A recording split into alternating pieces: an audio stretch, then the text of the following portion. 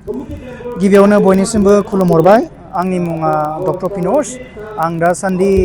IIT गुवाहाटीयावहाय assistant प्रफेसरै खामानि मावगासिनो दङ आरो बेनि अनगायैबो आं आवगाय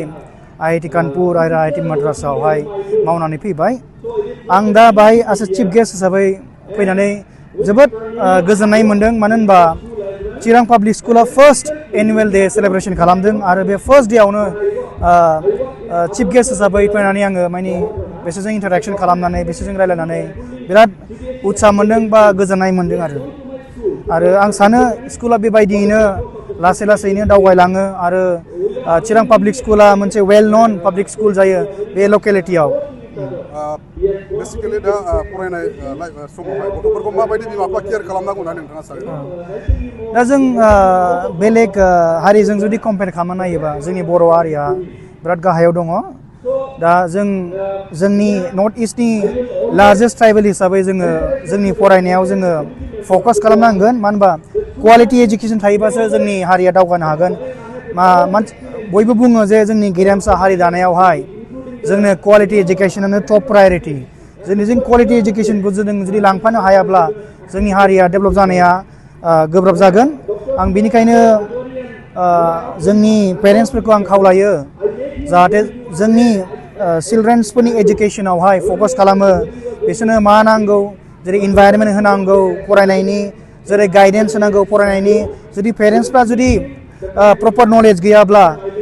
सोरनिबा मोजां फरायनाय गथ'फोरनाव थांनानै सोंनानै लानांगौ माबायदि फरायबा माबायदि जायो आरो माबायाव फरायबा माबायदि दावगालांनो हायो दा जोंनि गेजेरावहाय बांसिन पेरेन्ट्सफ्रानो बेबायदि प्रि इनफरमेशन गैया बिसोरनाव बा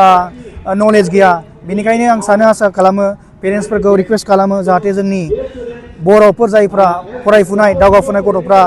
मोजाङै मोजां राइट गाइडेन्स मोनो बेखौ आं खावलायो बेसिकेलि दा मेट्रिक एग्जाम आरो एचएस एग्जामा जानो बारा गोबाव सम गैलिया स्टुडेन्टफोरखौ माबायदि फरायनानै माबायदि पास जानो लुबैयो मेट्रिकुलेशना बिराद इम्पर्टेन्ट लाइफनि थाखाय बेखौ इजि लानाङा बियो दा नोङो जुदि साख्रिनि बेलायाव होनबा नोङो जुदि आईआईटीसफ्राव नोङो जुदि प्रफेसर जानो लुगैयोब्ला क्लास 10आव जुदि नोङो 65%नि एडभान्स लायाबा स्क्रिनिं प्रसेसआवनो नोंनि एप्लिकेशना रिजेक्ट जागोन दा बेनिखायनो आंनि खावलायनाया बेनो जायफ्रा क्लास 12 बा क्लास 10 मेट्रिक होनो नागिरदों नोंसोरो मोजाङैनो मोजां mathematics science physics chemistry maths बाय'लजियाव फकास खालाम जाहाथे बेवहाय मोजां मार्क्स लाखिनानै नोङो नोंनि गावबागाव स्ट्रिम बा गावबागाव केरियाराव दावगालांनो हायो आंनि अल द भेरि बेस्ट आरो नोंसोरो एटलिस्ट जाय जिनिसखौ फरायदों बेखौ रिभाइस खालाम बांद्राय प्रेसार लानो नाङा मानो होनब्ला नोङो प्रेसार लायोबा नोंनि फरिखायाबो मोजां जानाय नङा ओंखायनो आं सानो नोंसोरो 2 to 3 आवार्स मोनसे साबजेक्टखौ फकास लानानै डेडिकेटेडलि नोङो रिभाइस खालाम जाय जिनिसखौ हायो नों मोजाङै रिभाइस खालाम जाय जिनिसखौ हाया नोङो मोजाङै नाय नाथाय खिन्थु हायै जिनिसखौ नोङो दा ट्राइ दा खालाम हानाय जिनिसखौ नोङो मोजाङै फकास खालाम टाइमखौ माबायदि फल' खालामनांगौ टाइमफोरखौ माबायदि राननांगौ एज ए स्टुडेन्ट आंथ' मेट्रिकुलेसनाव प्रिपेरेसन खालामनायाव एटलिस्ट 7 to 8 आवार्स आङो फकास खालामदों फरायदों आरो आंनि पिएइचडि समावबो जोङो फकास खालामनानै डेडिकेट खालामनानै मेगन मेसेबनानैबो फरायनानै जोङो पास खालामबोदों आरो फरायनायानो सबसे आंनि साननायाव गोरलैसिन मानो होनबा गोदोनि समावथ' लाइटबो गैयामोन बाल्बबो गैयामोन बा इनभाइरनमेन्टबो गैयामोन दानि जुगावथ' लाइटबो दं गासिबो दं फेसिलिटिस दं आं सानो फरायनायखौ मोजाङै स्ट्रं फकासै आखायाव ला आरो इनभाइरनमेन्ट हो आरो दावगालांबाय था बिटिसिनि गभर्नमेन्टआ जोंनि इडुकेसननि बेलायाव माबायदि खामानि मावनांगौ दं होननानै नोंथाङा सानो बिराद मोजां कुइसन बियो जोंनि बिटिसि गभर्नमेन्टआ दा जोंनि जायगायावथ' अलरेडि इनफ्रास्ट्राक्चारबो फैखाबाय रड कमिउनिकेसन गासिबो दंखाजोब जोंनि नांगौ दा टप मस्ट क्वालिटि एजुकेसन बिटिसिआव एजुकेसनखौनो जुदि टप प्रायोरिटि लायोबा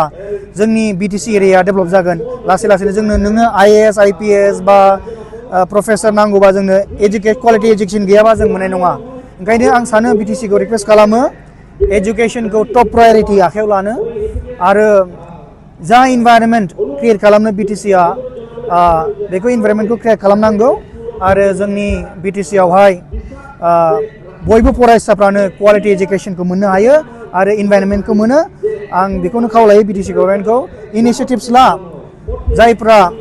एजुकेसन डेभेलपमेन्टनि क्वालिटि एजुकेसननि थाखाय इनिशिएटिभ्स ला प्रग्राम्सफोर ला आरो एक्सप'जार हो गथ'फोरनो आरो स्मार्ट क्लासरुम बिदि फेसिलिटिस लेब फेसिलिटिस बेफोरखौ दानिफ्रायनो इनिशिएट खालाम बिटिसिआ नङाबा जोङो चेन्नाइ दिल्ली बेंगलर बायदि जायगानिफ्राय जोङो बहुद गाहायाव थागोन जेरै चेन्नाइआव माबायदि क्वालिटि एजुकेसन जायो जों नुबोजोब्बाय जाहाय बिसोरो गावसिनि तामिल लेंगुवेजजोंनो फरायनानैबाबो बिसोरो हाइलि क्वालिफाइड US इउरपआव बिसोरो कब्जा खालामनानै दङ मानि थाखाय होनबा क्वालिटि एजुकेसन नोङो क्वालिटि एजुकेसन थायोबा नों इउरप थां US थां जेरावबो नोङो साक्सेस जागोन